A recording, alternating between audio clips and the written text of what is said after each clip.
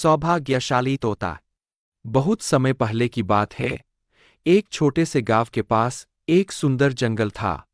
उस जंगल में तरह तरह के पक्षी और जानवर रहते थे। उन्हीं पक्षियों में एक अनोखा तोता भी रहता था, जिसका नाम चिरकू था। चिरकू को लोग सौभाग्यशाली तोता के नाम से जानते थे, क्योंकि जहां भी वह जाता, वहां कोई न कोई चमत्कार हो जाता या किसी की किस्मत बदल जाती। गांव के लोग मानते थे कि अगर चिरकू उनके घर आ जाए तो उनके जीवन में सुख और समृद्धि आ जाती है। चिरकू हमेशा खुश रहता और अपनी मधुर आवाज में गाने गाता।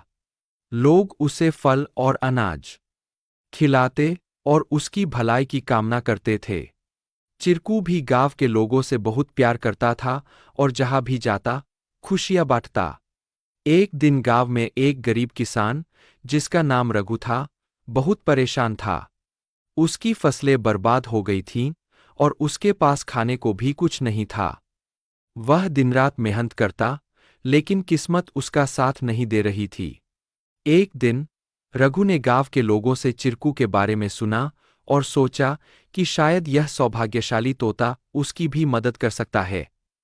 रघु ने तय किया कि वह चिरकू से मिलकर अपनी किस्मत बदलने की विनती करेगा। अगले दिन वह जंगल की ओर चल पड़ा और चिरकू को खोजने लगा। बहुत ढूंढने के बाद उसे चिरकू एक पेड़ की डाल पर बैठे हुए मिला। रघु ने बड़े ही आदर के साथ कहा। चिरकू ने रघु की बातें ध्यान से सुनी और उसकी आंखों में दया उमड़ आई। चिरकू ने अपनी चोंच में एक छोटी सी चमकती हुई पत्ती उठाई और रघु को देते हुए कहा, यह जादुई पत्ती है। इसे अपनी जेब में रख लो और जब तुम अपने खेत में काम करने जाओ तो यह पत्ती तुम्हारी किस्मत बदल देगी। रघु ने धन्यवाद कहा और वह पत्ती लेकर अपने घर लौट आया। अगले दिन वह अपने खेत में काम करने के लिए गया। जैसे ही उसने खेत में जुताई शुरू की, अचानक से बारिश होने लगी।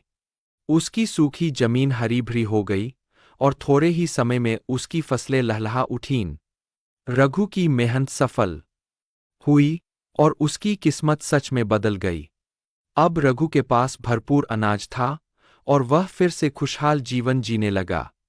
उसने गांव के लोगों को चिरकू की बुद्धिमानी और उसके द्वारा दी गई जादुई पत्ती के बारे में बताया।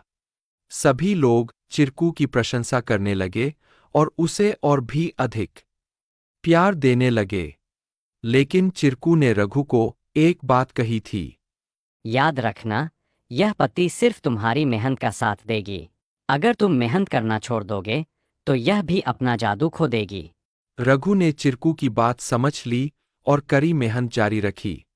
धीरे धीरे उसकी स्थिति पहले से बहुत बेहतर हो गई।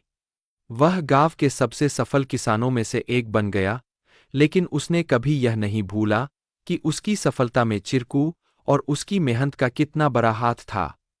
कहानी से सीख। इस कहानी से हमें यह सीख मिलती है कि किस्मत भी उन्हीं का साथ देती है जो खुद मेहनत करते हैं। सौभाग्य और अवसर तभी काम आते हैं जब हम अपने प्रयासों से उन्हें सही दिशा देते हैं।